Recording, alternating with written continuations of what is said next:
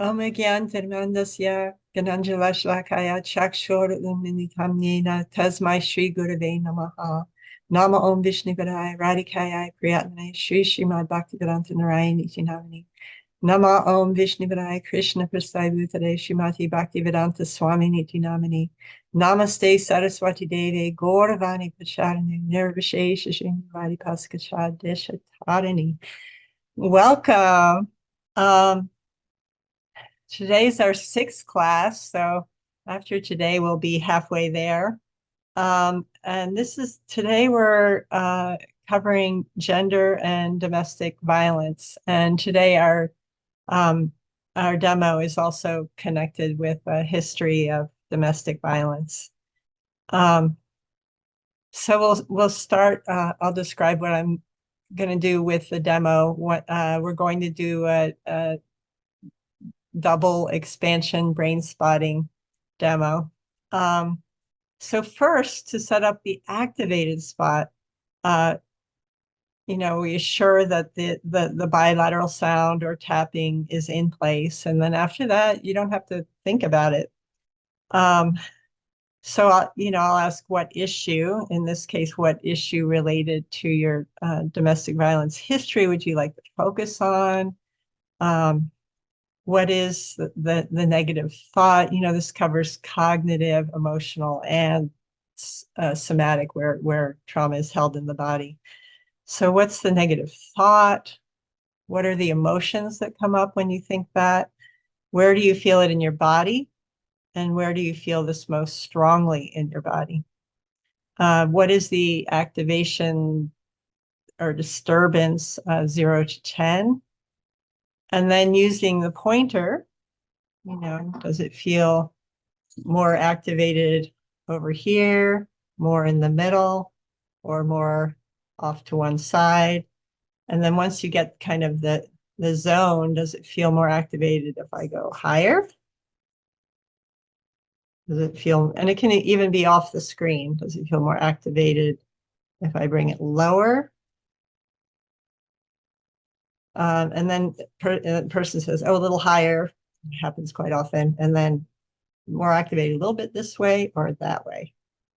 So you do the vertical and the horizontal axis and get the spot that targets, where the trauma is held. And then the expansion resource spot we'll also do. And if Isabella is ready, she's volunteered to be the demo person today. And also just for everyone to know, at the end of the class, we are going to attempt to set up breakout rooms for whoever would like to stay and practice what you've learned about the brain spotting. So the bilateral sound, you have earbuds in both ears, so it's going back and forth. All set. And I just keep it like a low volume, Low basically. volume so you can hear me clearly. Let me know when it's at the right volume you'd like. I think it's good. It's like a little distracting, but I think it takes me some time to get used to it.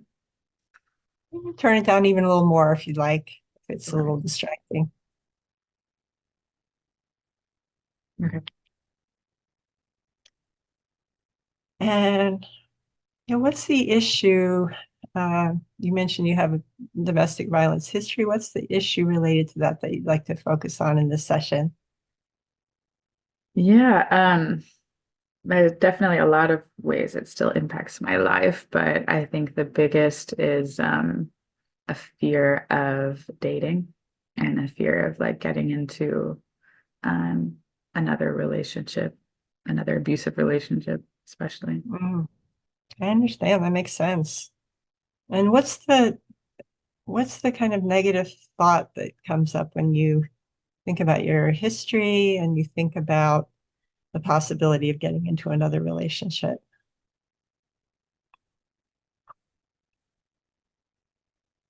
I think, I've had now multiple abusive relationships.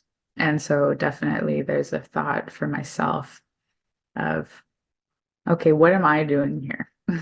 You know, and I think I don't trust myself to like um assess people, you know, that I think I'm in some kind of deep pattern that I don't know, that I almost like abusive people in some way.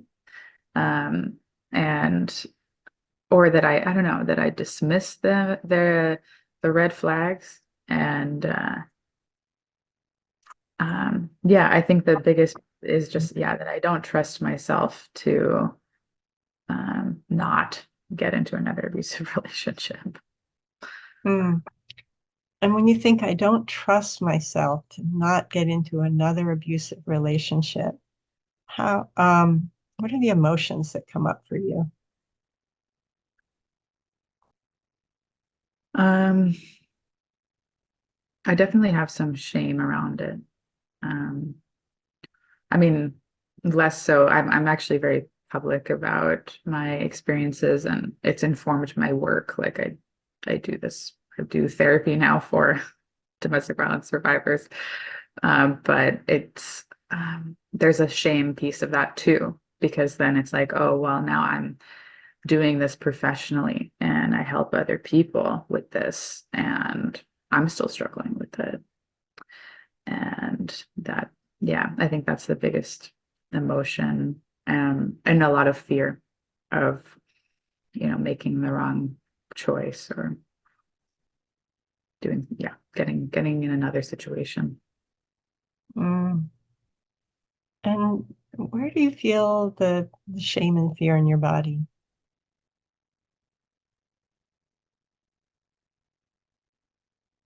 I think the fear, I feel it more in my chest, but the shame is like deeper down. Mm. Deeper down, do you get a sense of where you feel the shame in your body? Like more in my abdomen. Mm. And when you think I don't trust myself to not get into another abusive relationship, you feel the fear and shame. How activated does it feel to you now, or disturbing does it feel to you now on a scale of 0 to 10? I think it feels like a 6 or a 7 right now. 6.5. Yeah. Take the happy medium there. Uh, and when you look over here on this side, does it feel more activated, less, or the same? Mm, maybe a little less. Less there. What about the middle? It feels more there. Hmm. And what about over here?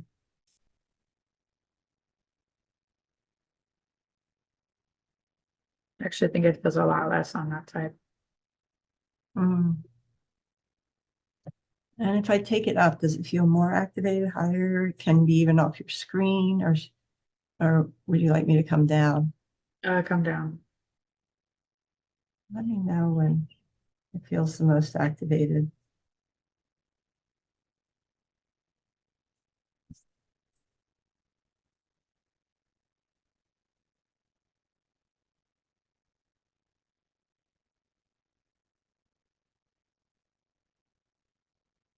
I think like right there, actually. Uh-huh, right there. And does it feel more activated if I go a little bit to this side, Mm. or this side, or right in the middle? I think the middle actually feels the Mm, most. mm. So go ahead and bookmark this spot, because now we're going to find an expansion resource spot. So, um, so who is the great, who or what thought or what feeling is the greatest resource for overcoming this issue, for resolving this issue? Could be a deity, could be, um, another resource where when you think about that resource, you feel the most confidence that that you will not get into another violent relationship. I think that resource has always been Krishna for me. Just Mm, like feeling that trust and even the experiences I have had, I think he gave them to me for a reason. So mm, just having that trust that, yeah, whatever happens, it's his doing. mm. And when you think of Krishna, and you think of, you know, that that confidence you feel when that Krishna has it covered. Uh, Krishna's whatever happens, it's Krishna's doing. Where do you feel that feeling strongest in your body? Feeling of Krishna's mercy.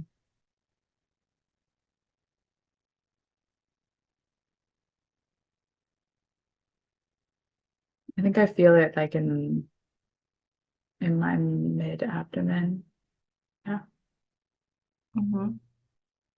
And as you feel that felt sense of trust and Krishna's mercy in your abdomen, how strong does that feel to you now on that scale of 0 to infinity as a percentage or a fraction? What's your felt sense? How strong is that right now? I'd say it's not super strong right now, honestly. It's probably like more like a 4. I think I feel like, Like 40%. yeah. I think I feel Uh, more like over like I don't know, more, I don't know, just like some of that lack of some doubt.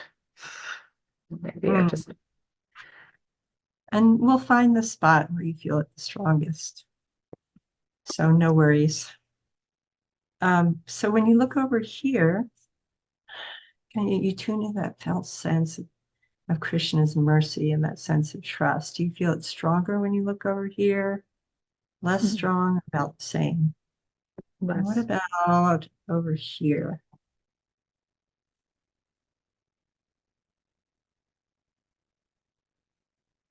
Okay, maybe a little more, yeah. And is it more if it goes up higher? Mhm. Is it more lower? Yeah. Right there? Maybe a little lower. Lower? Yeah, that feels right. Right here. And if I move it a little further out, do you feel it stronger? Yeah, maybe a little up from there. Yeah. Out further? No, that feels right. Right there. Is that the spot? Mhm. And now we'll pendulate, we'll move back and forth between those two spots according to your instinct and intuition. So just let me know where you want to start. You want to start at this spot with Krishna?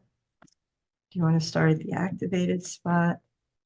And you can stay at the activated spot for as little or as long as you like. And for some people, it's only just a few seconds is enough with the activated spot. And you can also process at that Krishna spot.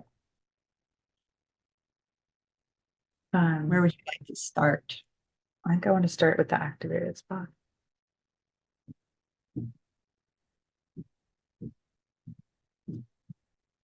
Right there? Mhm.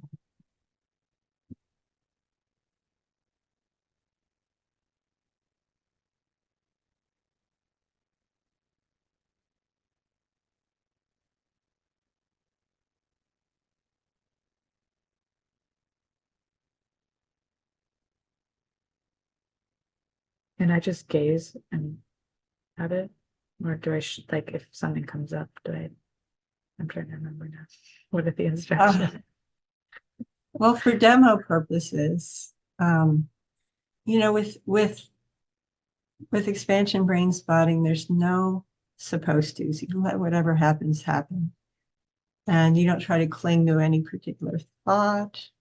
Um, you can start with that thought, I don't trust myself to not to get into you know, an abusive relationship, a domestic violence situation.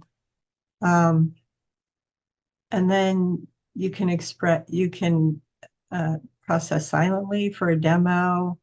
Um, Processing verbally is preferred if you don't mind. Yeah, of course, yeah. That way Yeah. everyone gets more of a sense what's happening.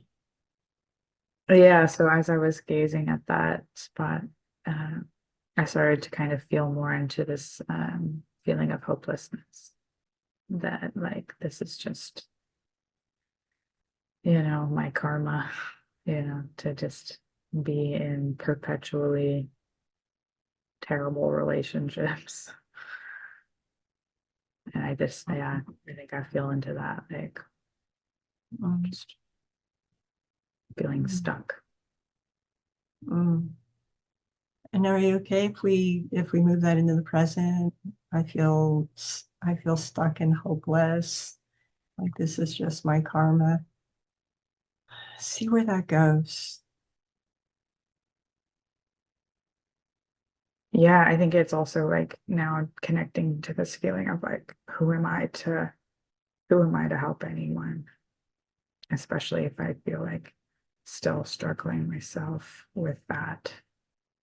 Um, like how to break this cycle, Um, just gets it kind of exhausting having to be like perpetually in healing. It's like just wanted to kind of be over. I just would like to have a healthy relationship.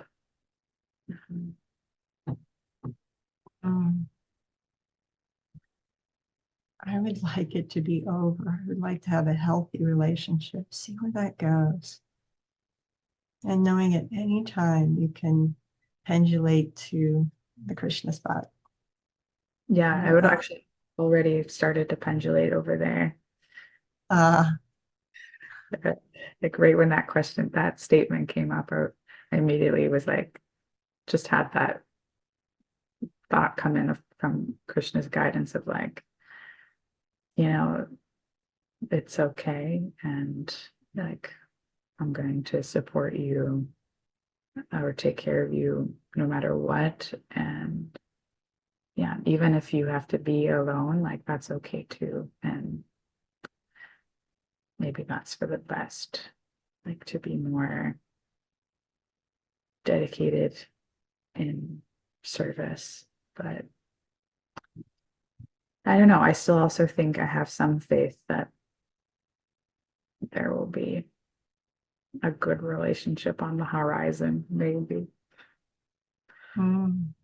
And have I gotten the Krishna spot? Let's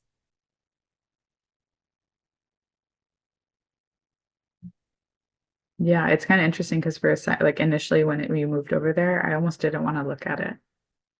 I actually mm, looked down, like in I the opposite noticed. direction. Mm, Like it was like, I can't look over there.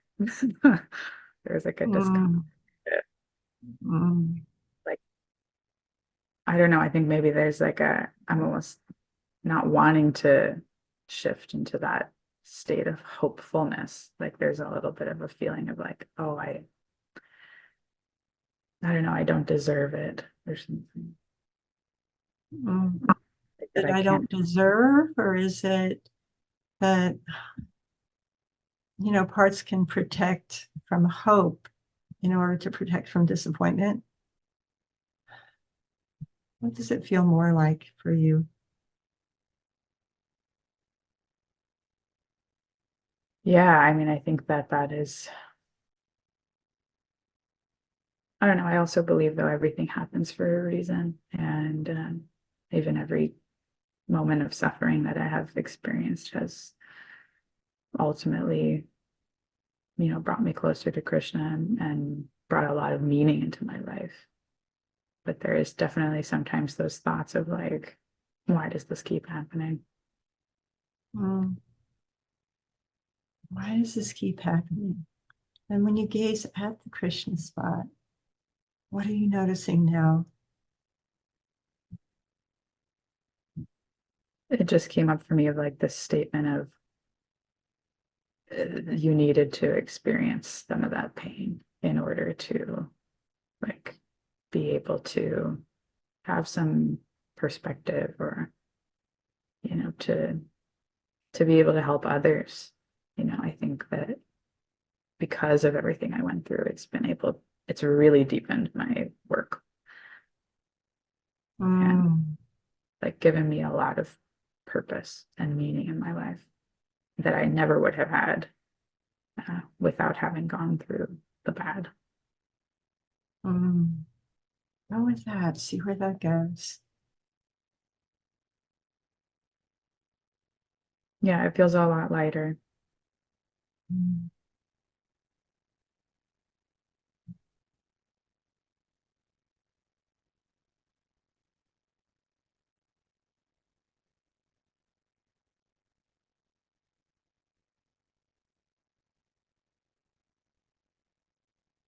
I feel like I was able to a little to like soften more into that like trust of, I don't need to like, I feel like I have this like gripping tension in my body of like, I have to like control, I have to like know what to do. I have to have it, have the next step. But like Mm. to slip that into that, like not knowing and being okay in that and just trusting that I don't know and that's okay and things will unfold in however they are meant to, Mm. whether that's with someone or not. And what does Krishna say at this spot about knowing, not knowing, and trusting? Almost felt like he laughed a little and he was like, why do you think you would ever know? Like, how could you think that you could possibly predict everything? Mm. And it was like this playfulness of like, yeah, just like let go a little to this need to like have an answer, to like have everything figured out.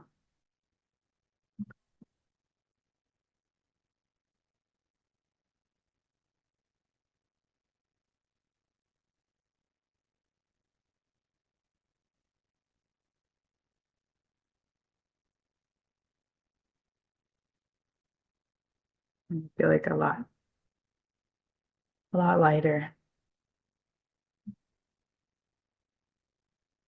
What does Krishna say about being alone? Yeah. I mean, yeah, he's always like, yeah, you're never alone. Like, what are you thinking? Why do you think you're alone? Like that's a misconception. That, he's always there. He's always there. Go with that. See where that goes.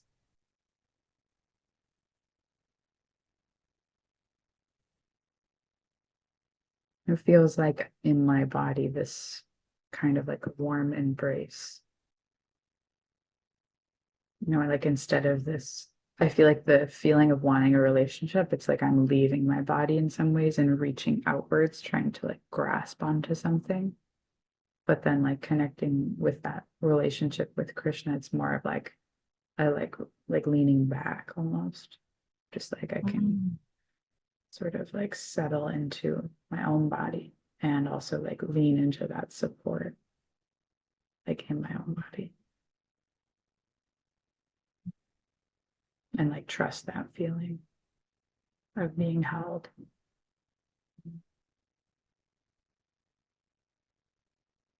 That feeling of being held. See where that goes. Feeling into that. See where that goes.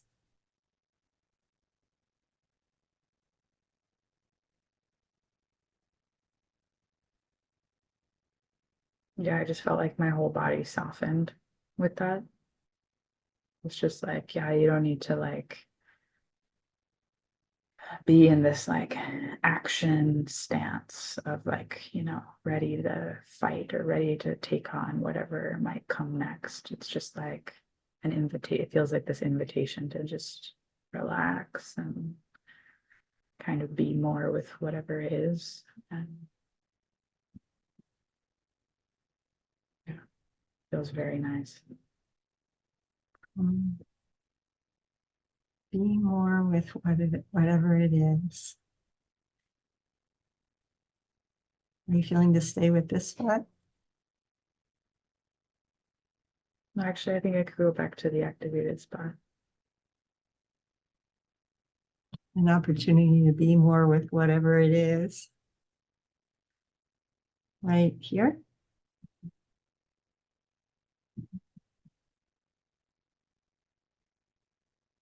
I just immediately kind of had this image of like my like self, like my true self, and Krishna like kind of embracing this like other part of me that is afraid, and just being like, Mm. come with us, it's okay, and like we've got you. Mm. Beautiful. Krishna and your true self, embracing the heart who is afraid. Be with that.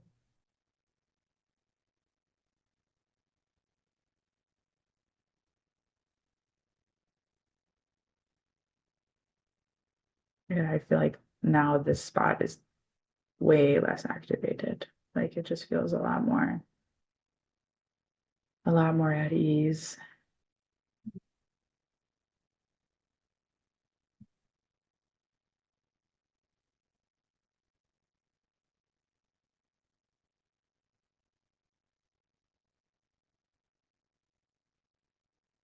And it's kind of like I feel like now that similar feeling of just unable to kind of like lean back or Mm. like not feel like I have to like I don't know control or fight as much to like know what to do or what to think.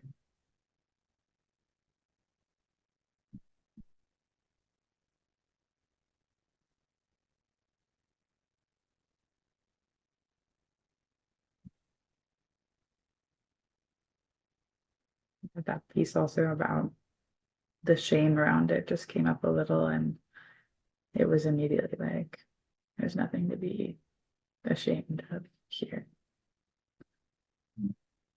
That this is and yeah, this is what you had to go through. And there's nothing wrong with me for what happened. There's nothing to be ashamed of, and there's nothing wrong with you. Go with that, see where that goes.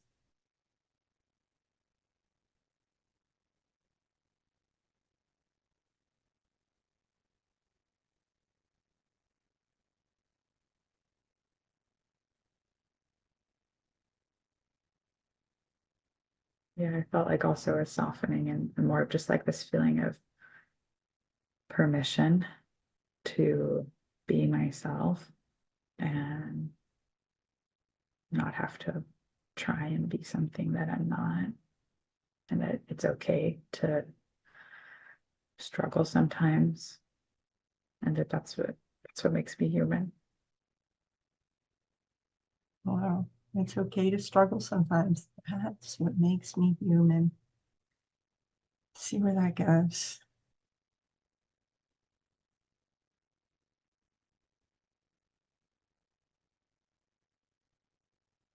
I just had like a little inner struggle that came up with that, where it was like, oh, I don't want to be human. I don't want to deal with this. This is like Mm. exhausting. Mhm. Mm. See where that goes.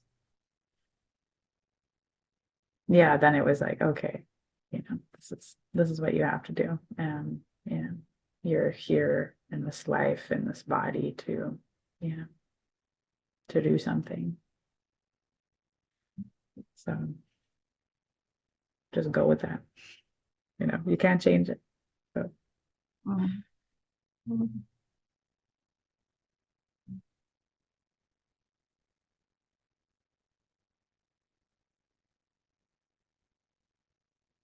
yeah, it just came up also this thought of like coming back to, I just feel like I have no idea what I'm doing sometimes, Mm. most of the time, actually. See where that goes. Yeah, I just feel like I heard kind of Krishna saying, oh, yeah, why do you think that you would know? Like, why do you think that you can control things or like have all the answers? But it's, yeah, just like let go and I notice your eyes wandering back over there. Would you like the pointer over at the Christian spot? yeah, actually, I think, yeah. Um, Here? Yeah. Yeah, now that we moved over there, I'm realizing I did start to have a little bit of tension coming back up. And then it just softened again, coming back over here.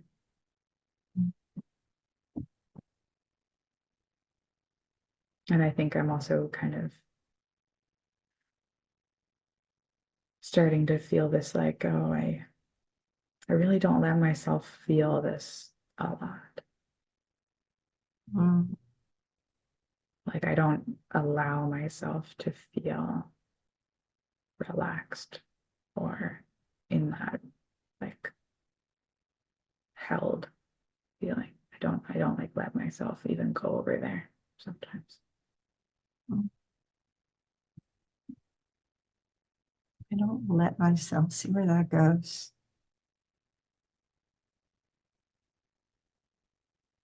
Yeah, I think it kind of comes back to that like I don't deserve it. Like I don't deserve to feel good. I don't deserve to feel relaxed. I don't deserve to feel good. See what Krishna has to say about that at this spot. Yeah. Yeah, I feel like it was like laughing again, just like, what are you what are you doing? Like, yeah, it's almost this like I have a fear of even like approaching, of even like coming close to it.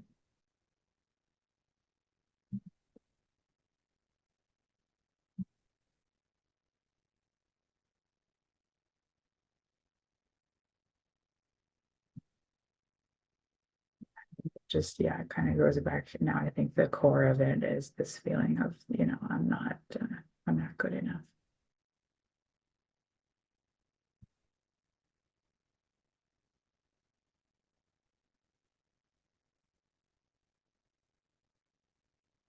I And felt what's the myself, response? yeah, I felt myself again, like not wanting to look at that spot.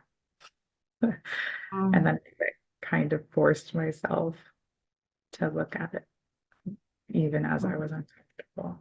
And it was just like this feeling of, yeah, you're welcome here, you know, with all your flaws.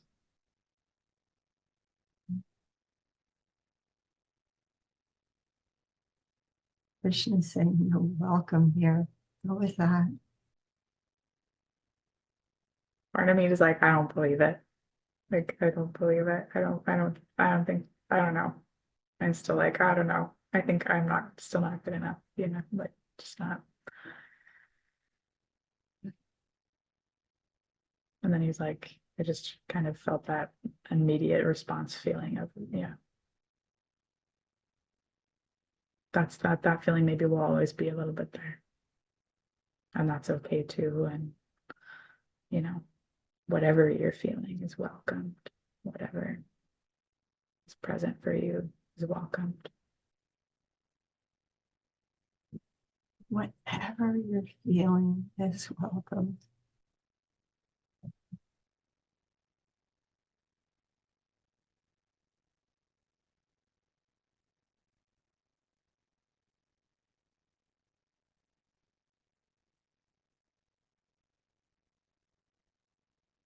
Yeah, I just like had this thought or memory kind of like I've had people tell me I have a little bit of like a stoic exterior, like this very kind of hard, like unemotional at times. Yeah, and I think it's like, yeah, I don't even give myself permission to feel. Like I don't welcome my own feelings. That I'm like, even in this, I'm like resisting my own emotions and Mm, like not wanting to fully feel. mm. And that's okay. And Krishna is also saying that's okay. And you're welcome at this spot and you have this spot. So anytime you're feeling like you want this connection, this support, you can look wherever you are, you can look at this angle and find your Krishna expansion resource spot.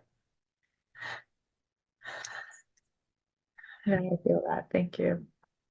Mm. And we'll do another check. So now when you think, I'm you know, I don't trust myself not to get into another abusive relationship. How activated does that feel to you now on a scale of 0 to 10?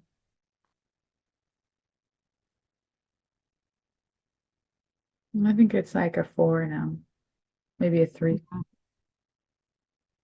3.5. Yeah. I always do that when someone says a 3 or a 4. I just go right down the middle.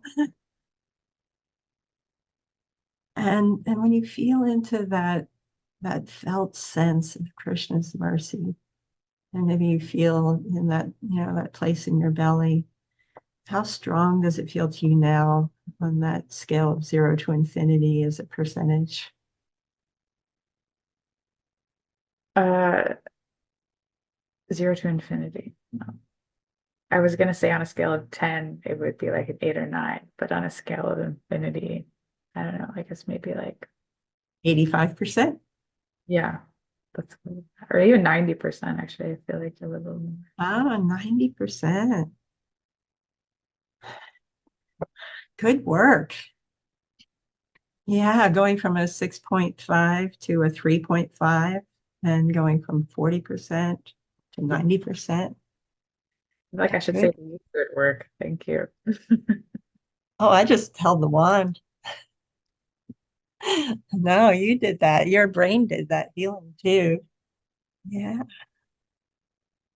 So now we can, and I really appreciate your volunteering for this and your vulnerability. And I agree with the statement that people who have been through some trauma make better therapists, you know? And it also does, it makes meaning for the, for what you've been through. So I agree with both of that, that it makes you better, it makes you more, understanding of the people you're working with and more effective. And yeah, and that and by doing what you're doing, you have so much meaning to what you've been through. You're making meaning. So, Yeah, and, it definitely. and of course, in my experience, devotees are, with that connection with Krishna are just better at it. There's the Krishna connection, there's the Radha connection, there's the Guru Varga connection. So yeah. So I will shift into the teaching portion. So so I'm starting with uh, just gender, kind of focusing on gender differences and confidence and how particularly women are impacted. Um, So gender differences in confidence are dramatic. A study at Cornell University found that men overestimate their abilities and performance while women underestimate both. In fact, their actual performance does not differ in quality or quantity. And this study was fairly recent. This was January 2021. Translated to devotees, a man is more likely to consider himself qualified to um, lead temples, uh, lead the world of, on the GBC and even be a guru. And a woman is more likely to consider herself unqualified to give class or lead a kirtan. And I witnessed even, Prabhupada's Yamuna stayed at our house, and she was very nervous about leading Mangal Artik. And in that particular Mangal Artik, none of the men played a single instrument. And and she said that was pretty typical, even though she's the deity greetings, all over the world. So there was a meta-analysis. A meta-analysis is includes like a lot of different studies. So there's even a larger uh, number of people. In the meta-analysis, the figure shows men are more confident, more risk-loving, and more selfish. And out of those three, the confidence gap is much larger, as men are rated twice as confident as women, and the average expert rates women as underconfident and men as overconfident, with 77% of the surveyed population rating women as underconfident and men overconfident. And that was January 2022, so quite recent. It is now widely recognized that there are no significant sex differences in intelligence, although in many countries, women have poor access to education. So back when Srila Prabhupada was educated, it was the common accepted knowledge is that intelligence is equated to brain size, and since women's brains are tend to be smaller, therefore women are less intelligent. And a man looking around where women don't have access to education, maybe they're illiterate, there isn't really the evidence to show anything different. So the men have much, at that time, much, and still, well, actually at that time, much more access to education and much more likely to be literate. 2/3 of the 763 million adults lacking basic literary skills are women. And that's UNESCO 2023. So again, very recent. In the US, research shows that American colleges and universities now enroll roughly 6 women to every 4 men. That would be 3 women for every 2 men. And that's from 9/2021, published in the Atlantic. More women than men are staying in college and graduating. So men are more likely to drop out. Women are also outperforming men academically in US colleges in recent years, perhaps by trying harder. That's my theory. Research shows that globally, 9 out of 10 men and women hold biases against women. That's UNESCO 2023. So it's not just men thinking negative things about women, it's women also thinking negative things about women. If you Google which religion respects women the most, if you just Google it, it comes up Hinduism.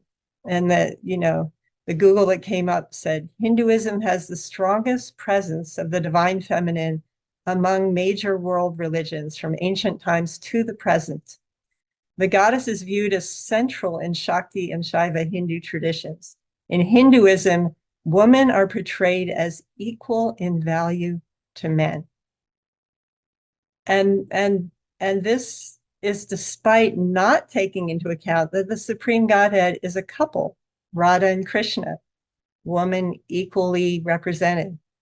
And the Yuga avatar is an incarnation of both Radha and Krishna, female and male in one form, with her mood and complexion. So that's Lord Chaitanya.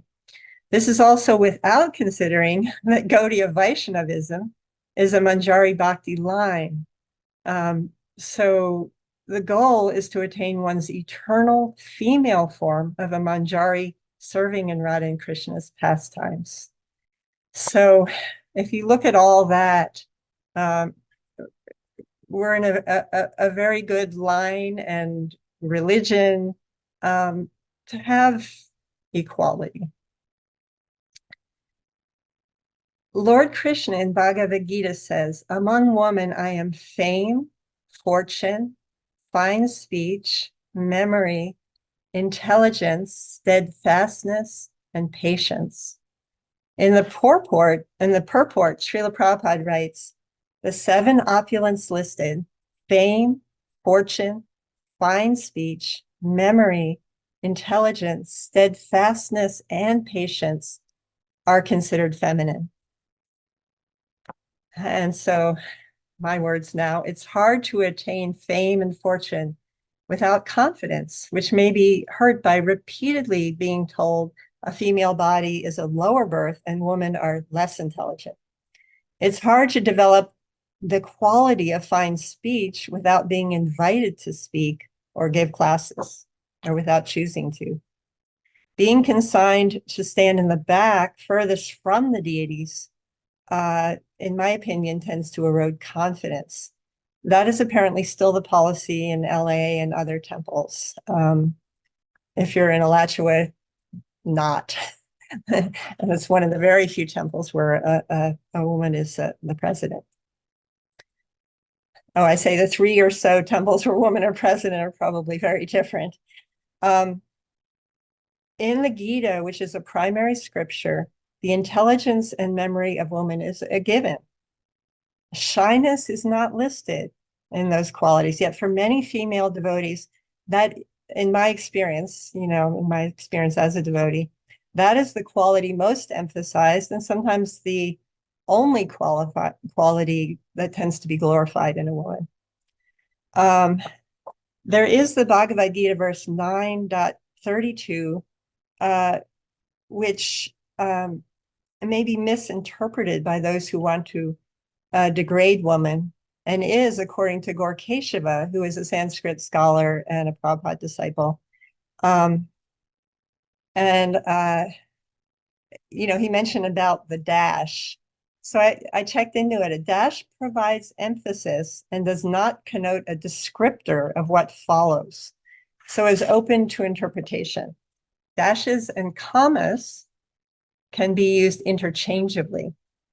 So the meaning is that those who take shelter of me, though they be of lower birth, one category, comma, woman, comma, Vaishyas, comma, and Sudras, comma, can attain the supreme destination.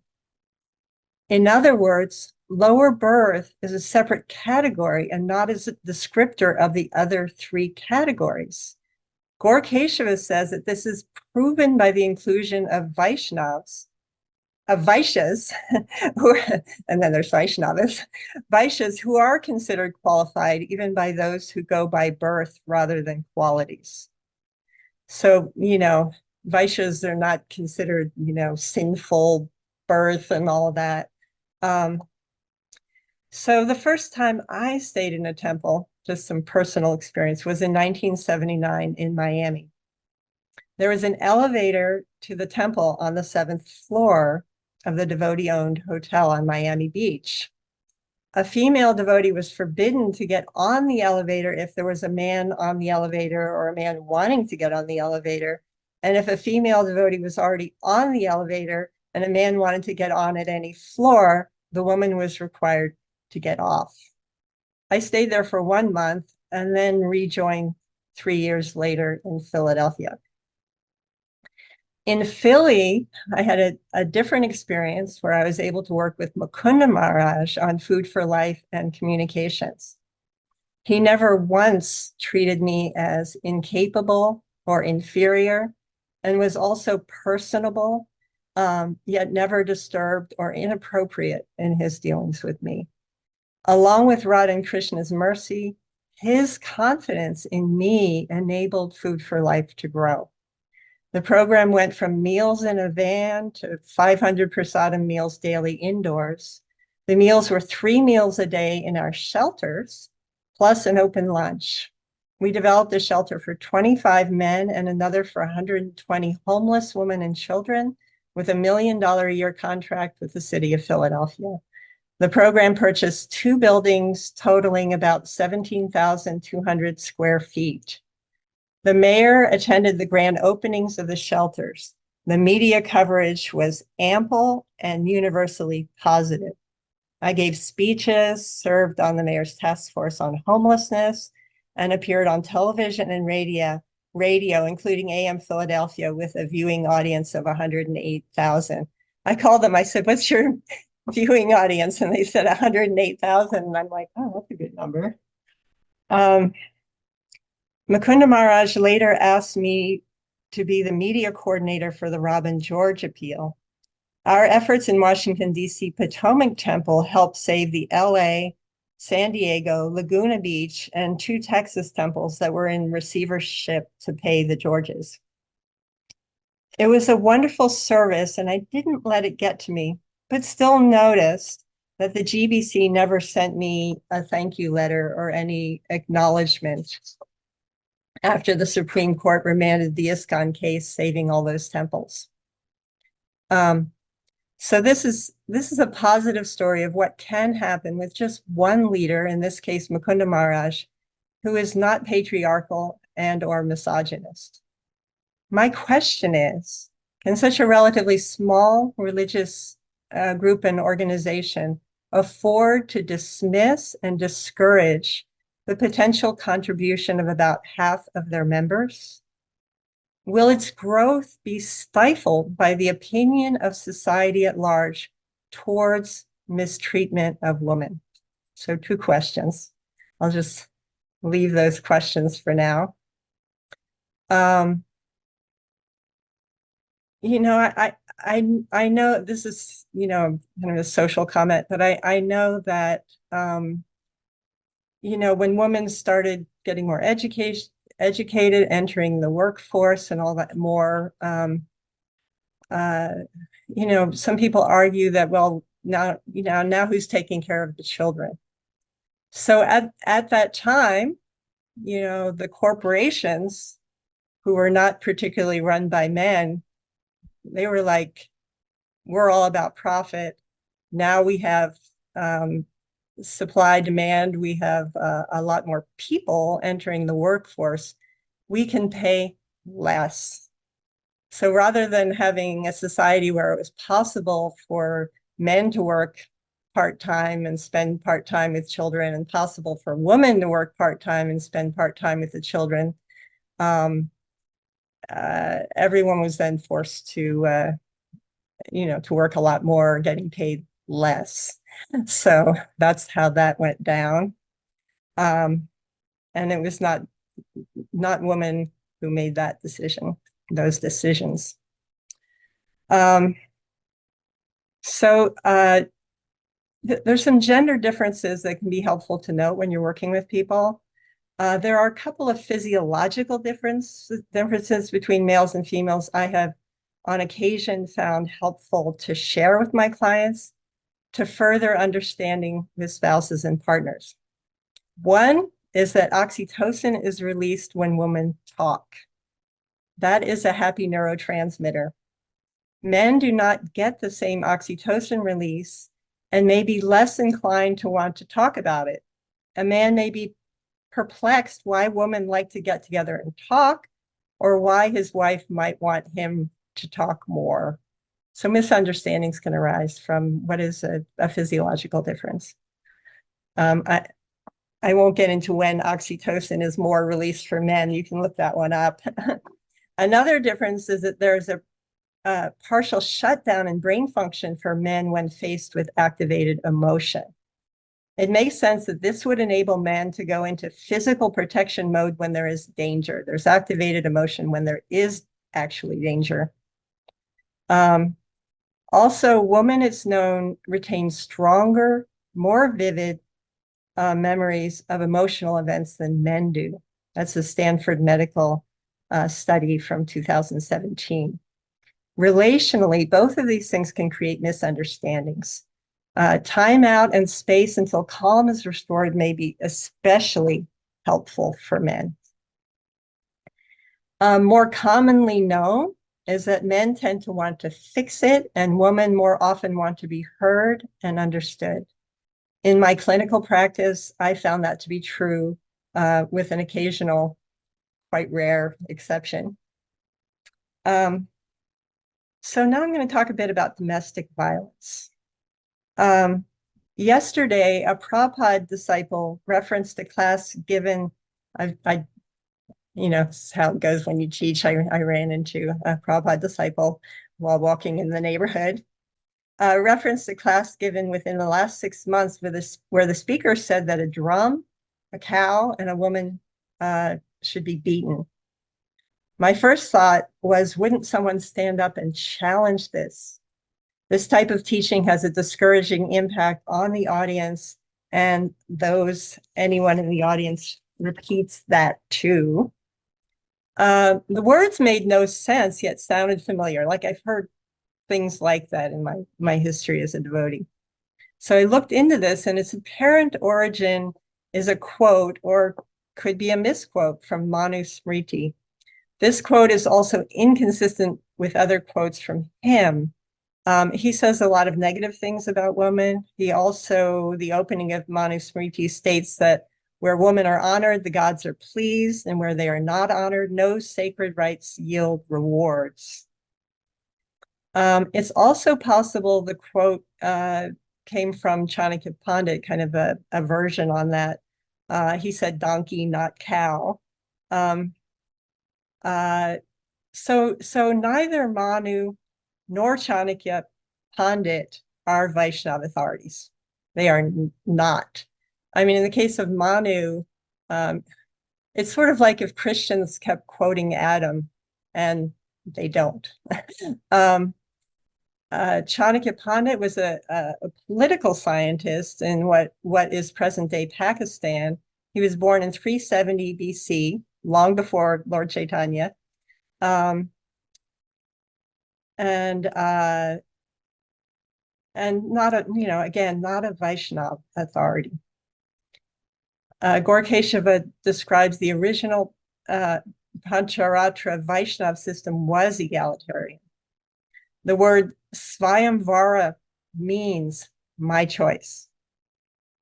As devotees, we are also taught to love and protect cows to please Krishna. I guess that goes without saying. If Srila Prabhupada was a fundamentalist adherent to the teachings of Manu, he would not have allowed women to worship the deities or preach from scripture. He wasn't a follower. He wasn't a Manu adherent. And yet, even in present day, when you hear devotees say kind of awful things about women, ask them where it came from. Chances are it came from Manu or maybe Chanakya Pandit.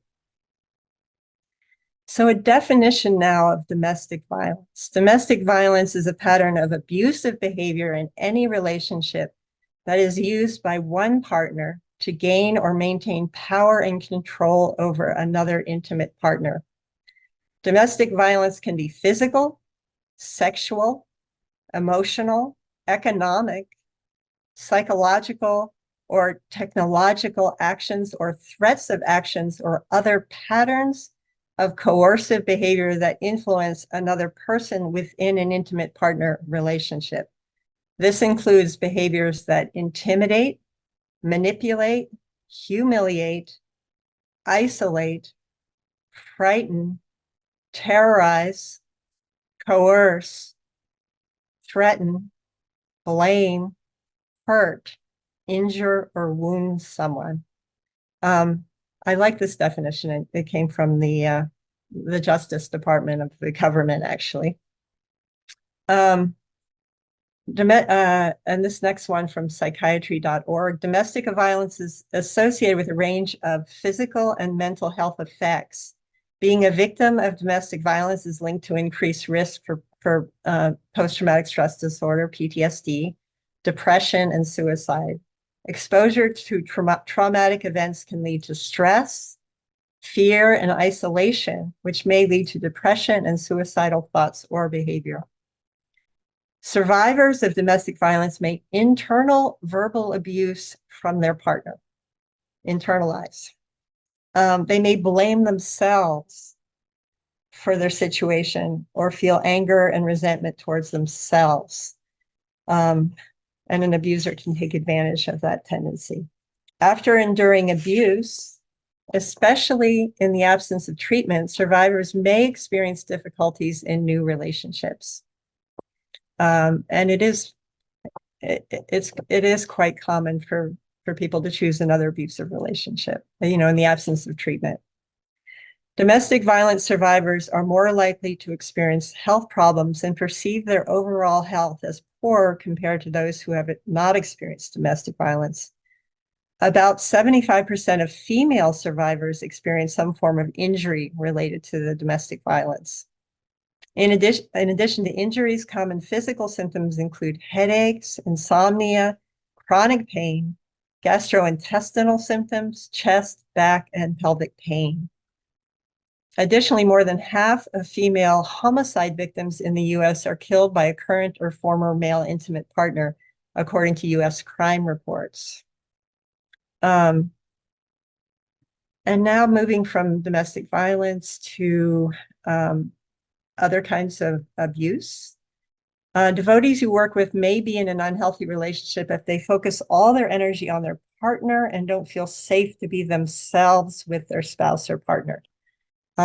There's other things listed. This is from womenshealth.gov. A devotee may be experiencing emotional or verbal abuse because domestic violence tends to intensify, tends to get worse. It's best to kind of learn these signs of emotional abuse.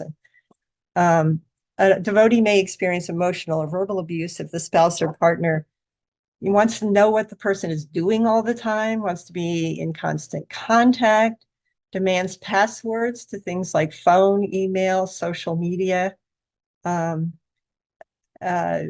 financial, of course, acts very jealous, including frequent accusations of cheating, prevents or discourages the devotee from seeing friends or family, tries to stop the devotee from going to work or school or maybe even to the temple, gets angry in a way that is frightening, controls all finances or how money is spent, stops the devotee from seeing a doctor, not wanting bruises to be detected, humiliates the devotee in front of others, calls the devotee insulting names such as Maya, stupid, disgusting, worthless, whore, or fat, or ugly.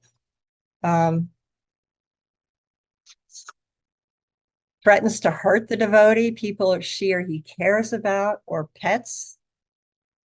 Threatens to call the authorities, threatens to harm himself or herself when upset with the devotee. I've come across this with people I've worked with. Says things like, if I can't have you, then no one can. Besides things the spouse or partner should decide. One of the people I worked with who freed herself from an abusive relationship said that her partner told her he had a dream where he violently attacked her and fatally.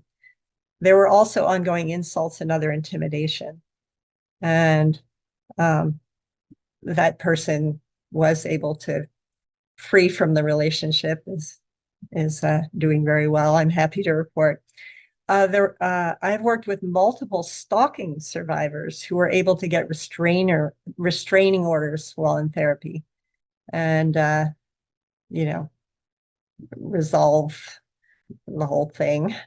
Before I had a private practice, I did intensive in-home family therapy, and I had experience with women who didn't want to leave an abuser to the point I had to call CPS to report the danger to a child or children. Gaslighting is a common form of abuse, part of that power and control. And this includes denying an event happened, calling the partner crazy or overly sensitive, describing an event as completely different from how it occurred. Again, abusers are using gaslighting to maintain power and control. When a victim questions her, I say her, could be him, but questions her memories or her mind, she may be more likely to feel dependent on the abuser and stay in the relationship. The stats, 1 in 3 women and 1 in 4 men have been physically abused by an intimate partner. And as I mentioned earlier, women tend to get more physically injured or killed. Leaving an abusive relationship can seem overwhelming. Women often leave several times before finally deciding to end the relationship. There are many complicated reasons why it is difficult to leave an abusive partner. Self-esteem, I deserve it, financial dependency, maybe a reason why someone might stay in an abusive relationship. Religious beliefs that a woman must be chaste to her husband or partner no matter what could be a factor. If you're helping someone who is in an abusive relationship, it's generally best not to do trauma therapy or use caution if doing trauma therapy. The emphasis is on creating a safety plan so when the person decides to leave, they have a better chance of doing so safely. Other support can be resourcing to build self-esteem. A resource expansion spot may be helpful. Abuse tends to escalate. So domestic violence often starts as emotional abuse and becomes physical later. The degree of the physical abuse also tends to become more severe and injurious over time. So stakes are high. Domestic violence, it's helpful to tell your people, domestic violence is not your thought, not your fault, despite what the abuser may say. Abuse is not a sign of love, and it is not healthy. An abusive partner may be very helpful and supportive and apologetic at times. The cycle of abuse normally includes periods of making the other person feel special, and then the abuse happens again and most often gets more severe. The experts say it's not possible to help or fix an abusive partner, and that is a trap that keeps a person in an abusive relationship. The sole responsibility of an abused spouse or partner is their personal safety and the safety of any children present. Police reports document violence, establish consequences, and can help a survivor get a restraining order or child custody in the future. It's a judgment call. If the person, feels like it would be dangerous to call the police, then, you can stick with the safety plan. A restraining or protection order can legally force someone who abuses, harasses, or stalks you, or someone the person you're helping. And I think there's time for this. To stay away from you physically, have no contact. It says with you, but with the person you're helping applies. By phone, by email, through social media, or otherwise, even through another person. And, I don't know how it is in Florida, but, this is kind of a general. Pay temporary child support, continue making mortgage payments on a home you own together, or rental payments if the person's name is on the lease, and allow the abused person to stay in the home while the other person lives somewhere else. Turn over any guns to the police. That's helpful. Have regular drug testing and attend counseling for domestic violence or drug and alcohol use. Quite often, the only times abusers get any kind of therapy or support is when it's, court ordered, when it's mandated, they have to. Stay away from your children, the abused person's children, children's school, or visit the children only with supervision. Uh, do other things designed to protect the person, to protect the children. Judges have flexibility and ideally work with the person to ensure that the order, if granted, meets his or her, chances are her needs. If you have a restraining order and the person who hurt you does not follow it, tries to contact you or your children, and it's recommended, for you to have the person call the police right away. The police can arrest the person for not following the order. From grad school, marriage or relationship therapy is not advised if there is abuse and lack of safety, which creates an imbalance of power. So, one doesn't do, oh, let's do marriage therapy with, the abuser and the other person. No. I strongly recommend, so that we're complete with that teaching about domestic DV. I strongly recommend, if you haven't started practicing what you are learning, that you start practicing. I have taught you safety and how to screen for suicide. Thoughts, plans, and means to carry out the plan equals high risk. You know how to screen for serious mental illnesses that are not under treatment, and psychotic symptoms. That adult cross-cutting symptoms inventory I mentioned earlier covers that. It may be an option. You know to ask about substance abuse and addiction. That's also in that same inventory. You now know not to practice trauma treatment when someone is living with an abuser. It's not the best time to go deep into, childhood trauma and that sort of thing. There are plenty of situations that remain where you can practice and gain confidence in your ability to help devotees. So I don't want anyone, especially if you're a woman, to feel underconfident about doing this. You can do it. You can, have the person do the bilateral sound. You can hold a wand or a pointer. You can do this expansion brain spotting, and devotees will benefit from it, as you have witnessed every time we've done a demo. If it takes, oh, so now I'm just responding to people who say, oh, therapy takes so long. We're Americans. We want it fixed. We want it now. We want to go to a weekend getaway and everything will be all better. So I've reframed that a bit here. If it takes several weeks or 6 months or 3 years of therapy to heal trauma and have a major life transformation, it may seem to some like a long time. Actually, most therapy is 1 hour a week. With a lower end of average 10% cancellation rate, that equates to about 24 hours of therapy over six months, 47 hours in a year, or 141 hours over 3 years. Chances are the trauma accumulated for the better part of a lifetime. And for those who believe in reincarnation, and like devotees, and ancestral burdens, many lifetimes could be. Given this perspective, maybe trauma healing doesn't take so long after all, given this perspective, especially these, what I'm teaching, in my experience, it works faster than just talking about it. So, so that's the class today. Any questions, comments? Any follow-up from demos from last week or the week before?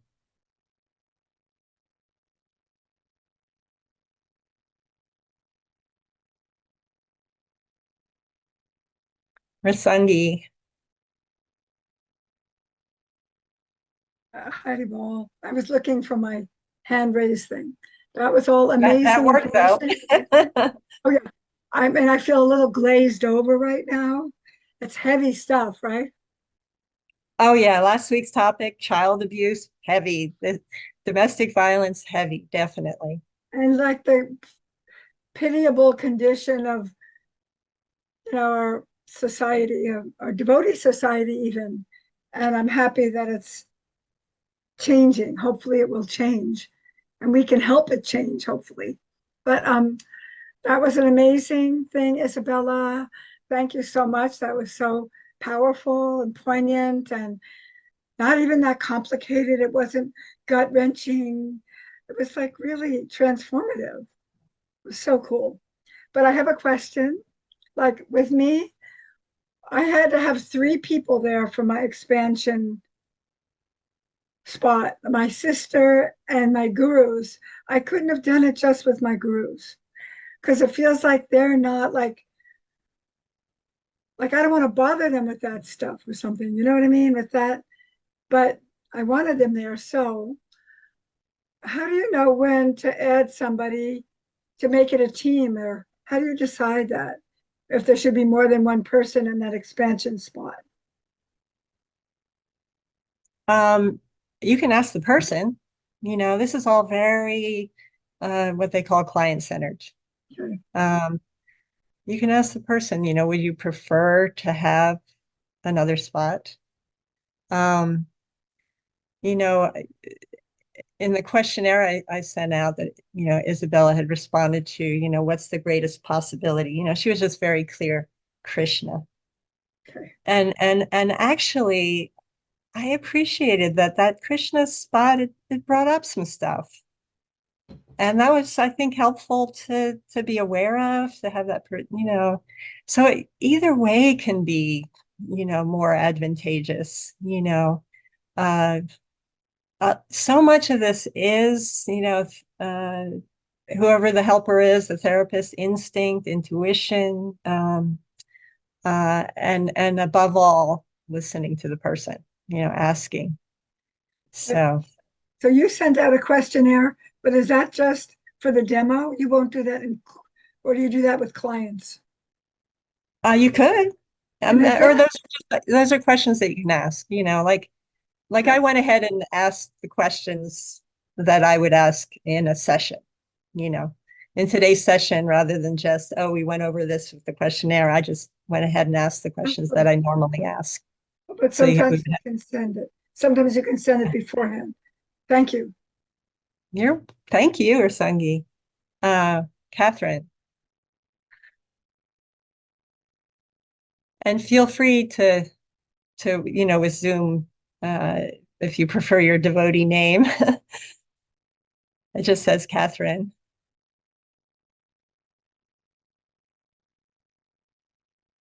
You must be muted. I'm muted. Hi. Oh, there you are.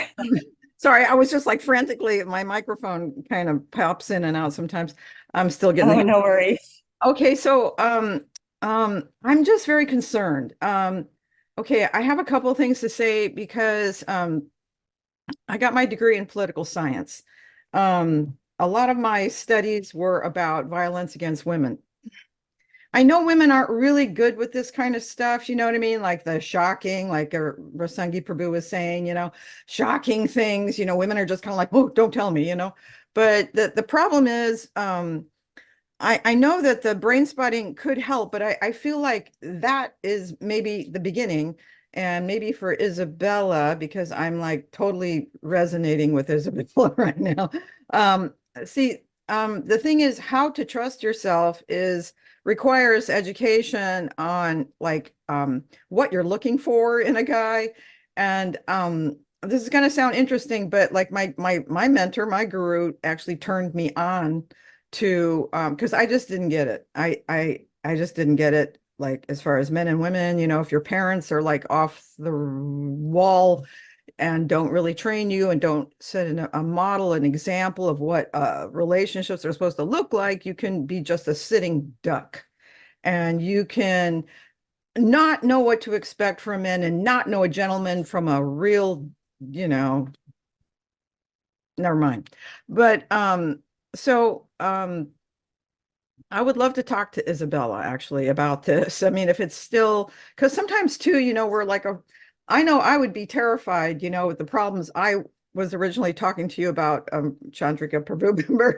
I mean, it's just considering how touchy devotees can be. It seems like to me that as a community, a religious community, you can be very touchy about what people think of you, and just one wrong word, one wrong whatever, and you are suddenly, on that slippery slope of not a good devotee. And it's sort of it's a real, I don't know what you call it, but it's just like it's dynamite. It's a minefield, sometimes socially.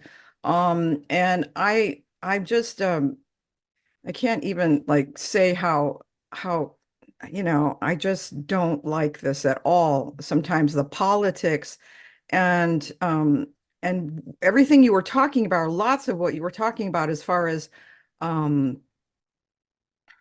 it's almost like I'm blanking out, but what women are expected to be, it's just such a double standard. And it's so, to me, I guess because I've studied, it's so obvious that it's just that men are actually programmed. I mean, it's in their DNA to control. They've got all that testosterone and they're trying to control the woman. And there's all these little things, asking you where you were, who you were with. I mean, if you have a whole society doing that, you can't move. You're basically frozen. And you know what I mean? I mean, I'm just sort of touching on it, but if you understand. You make some good points, and especially how culturally things can be so reinforced, it can start to seem kind of hopeless. Right. Uh, they've done more recent studies with brain plasticity. There are examples, maybe they're not the most common examples of healthy marriages and relationships. And I'm in a what I consider a healthy marriage with a gentleman. Right. Um, so Um, so it uh, and I appreciate the points you made. Just for the sake of time, maybe in the chat, put your contacts. So if you want to, if Isabella wants to reach out to you and connect. yeah, Thank you. because Thank you so much. And I'll move okay. on to the next question for All right. time. Thank you. Chuchu Gopi. Haibo. Haribol.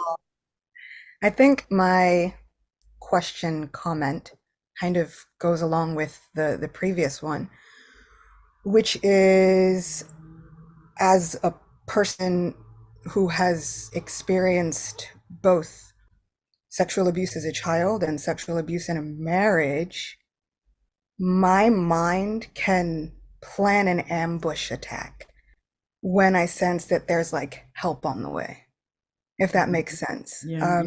And Mm. so we can sometimes find ourselves in the midst of trying to help facilitate someone, and their mind has already planned an ambush attack.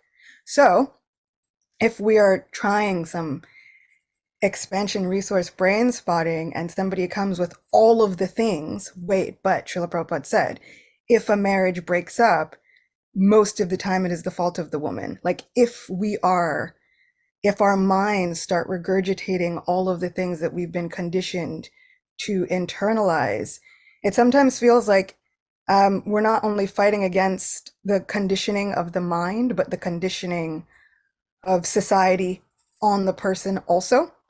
And so sometimes it feels like how do we then navigate that as facilitators? Sometimes it seems like we have to have some of our own resources kind of built up to be able to pull from to help others when they come with all of these facts. It's like, well, what about this line in Srila Prabhupada's books? And what about this line in Srila Prabhupada's books, which can make it even difficult to find a resource spot?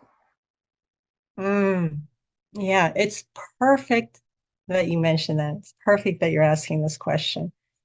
This is actually our last brain spotting class, and then we're going to get into internal family systems. So we're going to work with the ego state parts and how to work with if what you're referencing as mind ambush, that would be a part. So how to, have a conversation with the part who is doing the ambushing and what it's about for that part. So that starts next week. So stay tuned.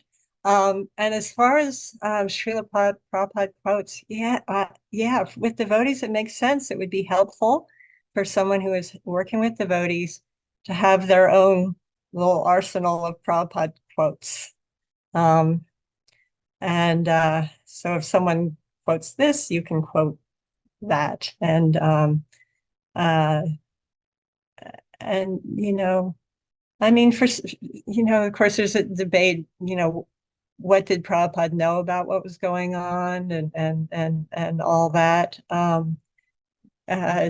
was Prabhupada influenced by, the teachings at the time? Uh, the cultural influences in India, the college where he went to. Is the Shaktivesha avatar, a Mahabhagavat, also sometimes just accepting what's taught, what's told at that time, what's reinforced culturally? Um, People will have their individual beliefs and interpretations about that. And I really appreciate your bringing this up. Thank you so much, and thank you for joining us. Chai. Definitely my pleasure. Thank you. Padmavati. We have a couple of minutes. Thank you. Yeah, I wanted to just kind of follow up from my demo last week and say that after experiencing expansion brain spotting myself, I am sold on it. I just really I got so much from that experience. It was really powerful for me, and I feel just like this general just lightness surrounding that whole issue, just like this like weight was lifted off of me. And yeah, it was really profound and really helpful for me. So I wanted to say thank you and just was feel grateful for you for facilitating that and for everyone also for supporting and yeah, I'm excited to be learning about this. You are so welcome. And are you excited to start practicing? And so we are going to make an attempt for whoever wants to stay. We're going to, turn off the camera, and neither Pranada nor I has ever done this before, but there is a, you know, Zoom breakout rooms. So there might be a little bit of fumbling.